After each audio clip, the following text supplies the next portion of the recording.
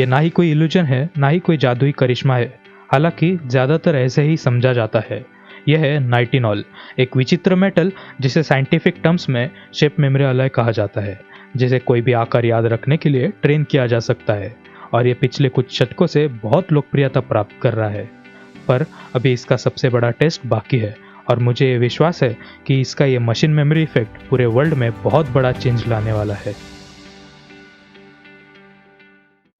नाइटिनॉल एक अलॉय है निकेल और टाइटेनियम से बना हुआ और इसकी पहली बार खोज की डॉक्टर विलियम जे बुलर ने 1959 में, जब वो अलग अलग अलॉयज ढूंढ रहे थे मिसाइल कोन एप्लीकेशंस के लिए।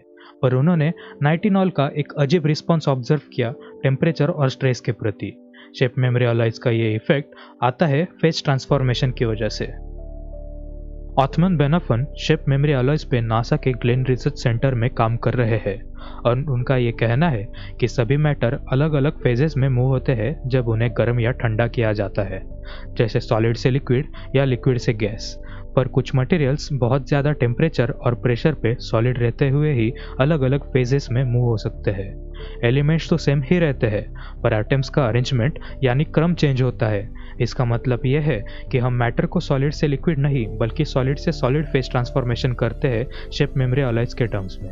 बहुत सारे मटेरियल्स में यह प्रॉपर्टी होती है, लेकिन नाइटिनॉल में इस प्रोसेस को कंट्रोल कर सकते हैं। और शेप मेमोरी अलॉयज की एक खास बात यह है कि ये फेज ट्रांसफॉर्मेशन रिवर्सिबल यानी उलटने योग्य है और यही खासियत इस प्रोसेस में नाम देती है मेमोरी। आप इसे गर्म और ठंडा करके फेज ट्रांसफॉर्मेशन में आगे या पीछे एक स्टेट से दूसरे स्टेट में जा सकते हैं। नाइटिनॉल को ट्रेन करने के लिए हम इसे 500 डिग्री सेल्सियस पे गर्म करते हैं और अपने मनचाहे आकार में ढालते हैं और फिर उसे ठंडे पानी में क्वेंच करते हैं। और अब जब भी इस अलॉय का टेम्परेचर एक थ्रेशोल्ड टेम्परेचर के आगे जाता है, यह अलॉय अपने प्राथमिक आकार यानी जो आकार में हमने इसे ट्रेन किया है उसमें वापस चला जाता है। और शेप मेमोरी के अलावा नाइटिनॉल की एक और खासियत है जो है उसकी सुपर इलास्टिसिटी। अगर नाइटिनॉल अलॉय बनाया जाए जिसका ट्रांसफॉर्मेशन टेम्परेचर कम हो, हम रूम टेम्परेचर के नीचे मान लेते हैं, तो वो पहले से ही उस फेज में होता है जो उसका ट्रेंड फाइनल शेप बनाए। फिर हम जब भी उसे डिफॉर्म करने जाते हैं यानी इसका आकार को बिगाड़ने जाते हैं, तो वो वापस अपने आकार में उछल जाता है। और अलॉय में निकेल और टाइटेनियम के प्रमाण यानी रेशियो को बदल के साइंटिस्ट एक बड़ी रेंज में ट्रांसफॉर्मेशन टेम्परेचर्स हासिल कर सकते हैं जिनमें ये फेज ट्रांसफॉर्मेशन रिएक्शंस हो सकते हैं। इस प्रकार नाइटिनॉल को हम अपने हिसाब से मोड़ सकते हैं और रिशेप कर सकते हैं, जिससे अलग अलग क्षेत्रों में हम इसका उपयोग कर सकते हैं। नाइटिनॉल की खोज के बाद जल्द ही साइंटिस्ट्स और इंजीनियर्स ने इसका उपयोग नाइटिनॉल हीट इंजन बनाने में किया, जिसमें नाइटिनॉल की वायर को बहुत जल्द गर्म और ठंडा करके पुली सिस्टम को घुमाया जाता है और एनर्जी जनरेट की जाती है। जल्द ही नाइटिनॉल F-14 फाइटर जेट से लचीले चश्मे के फ्रेम्स तक हर जगह उपयोग में लाया गया और मेडिकल फील्ड में नाइटिनॉल बहुत बड़े स्तर पे स्टेंट्स में यूज किया जाता है, जो बहुत आसानी से मरीज के ब्लड वेसल्स में फिट हो सकता है और फिर एक्सपेंड होता है, जिससे दिल की बीमारी ठीक हो जा सकती है।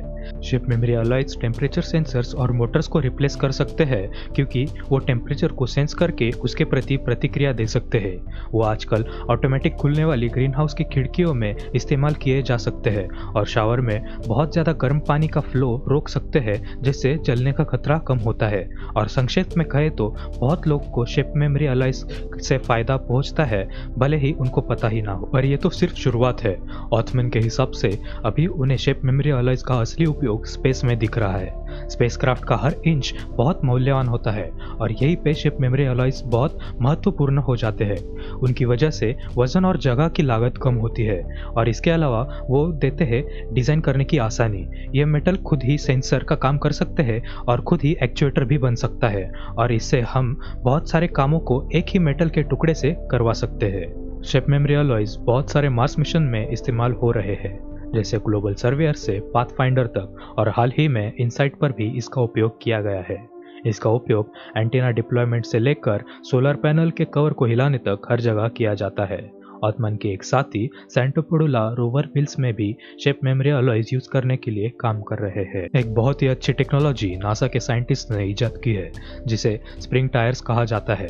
पर उसमें एक दिक्कत हमेशा आई है, जब भी उन्होंने स्प्रिंग टायर्स को ज़्यादा लोड्स पे इस्तेमाल किया तब उन्हें परमानेंट डिफॉर्मेशन देखना पड़ा और फिर वो वापस अपने असली आकार में नहीं आ पाए जिससे वो रोल कर सके।